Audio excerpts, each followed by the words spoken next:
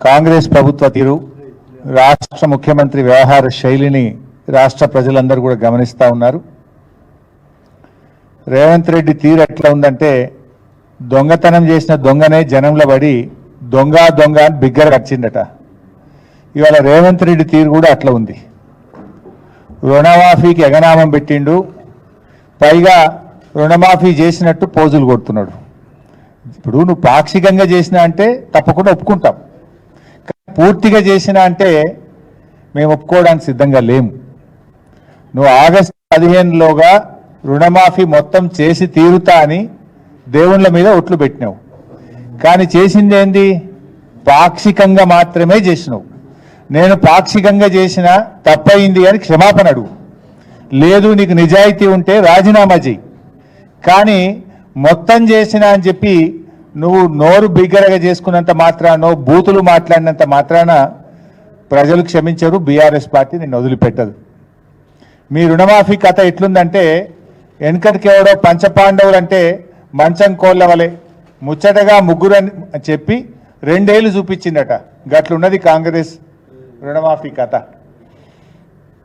Assembly ఎన్నికల సమయంలో December 9వ తేదీనే Sonia Gandhi గారి జన్మదినం రోజు రాష్ట్రంలో 2 లక్షల రుణమాఫీని మొదటి సంతకంతో చేస్తామని ఆ రోజు అసెంబ్లీ ఎన్నికలప్పుడు ఉదరగొట్టిండ్రు. ఆ రోజు చెప్పిందేమో 40,000 కోట్ల రూపాయలు, డిసెంబర్ 9 అని మాట తప్పిండు. తర్వాత పార్లమెంట్ ఎన్నికలు వచ్చినాయి, వట్టిగా చెప్తే ప్రజలు నమ్మటట్లేరని చెప్పి కనిపించిన దేవుని మీదల్లా ఒట్లు పెట్టిండు.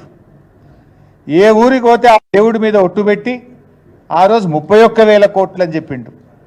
15 ఆగస్టు కల్లా రాష్ట్రంలో రైతులు అందరినీ రుణ విముక్తుల్ని చేస్తా, ఈ రాష్ట్రంలో అప్పుల రైతులకు ఉండనే ఉండవు,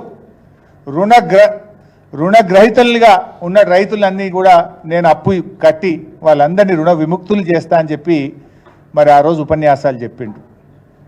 బడ్జెట్లో చూస్తే 26,000 కోట్లు పెట్టిండ్రు. అసెంబ్లీలో నేను అడిగిన, ఆ రోజు బడ్జెట్ మీద నేను మాట్లాడేటప్పుడు మీరు ముందేమో మేనిఫెస్టోలో ఎలక్షన్ టైంలో 40,000 కోట్లు అన్నారు, క్యాబినెట్ మీటింగ్ పెట్టి 31,000 కోట్లు అని చెప్పారు, బడ్జెట్లోనేమో 26,000 కోట్లే పెట్టినరు. మరి ఎవరికి ఎగబెడతారు? 26,000 కోట్లు ఏ రకంగా సరిపోతాయి అని చెప్పి ఆ రోజు అసెంబ్లీలో గట్టిగా నిలదీసినాం. రైతు రుణమాఫీ మీద, రైతు భరోసా మీద అసెంబ్లీలో చర్చ పెట్టాలని చెప్పి పట్టుబట్టాం. కానీ ప్రభుత్వం శాసనసభను వాయిదా వేసుకొని ముఖం చాటేసి చర్చ పెట్టకుండానే అసెంబ్లీలో పారిపోయింది, చేతులెత్తింది కాంగ్రెస్ ప్రభుత్వం.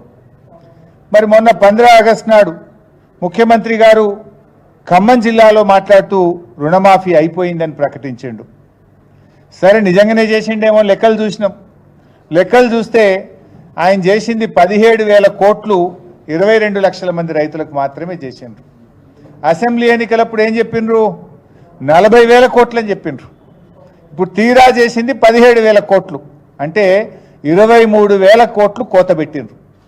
ఇచ్చింది తక్కువ, కోత పెట్టింది ఎక్కువ. ఇచ్చింది 17,000 కోట్లు, కోత పెట్టింది 23,000 కోట్లు. పార్లమెంట్ ఎన్నికలప్పుడు ఏం చెప్పిండు? పోనీ ముఖ్యమంత్రి స్వయంగా చెప్పిండు, పార్లమెంట్ ఎన్నికల్లో చెప్పిండు, క్యాబినెట్ అయిపోయిన తర్వాత క్యాబినెట్ మీటింగ్ తదనంతరం ముఖ్యమంత్రి చెప్పిండు, రాష్ట్రంలో 31,000 కోట్లు రుణమాఫీ చేయవలసి ఉందని, 47 లక్షల మంది రైతులకు చేస్తామని స్వయంగా ముఖ్యమంత్రి చెప్పిండు.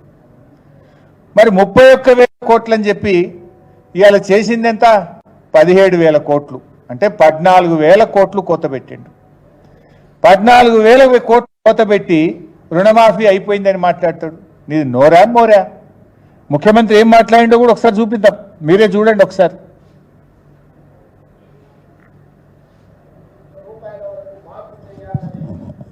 మా మంత్రివర్గంలో మేము నిర్ణయం తీసుకున్నాము.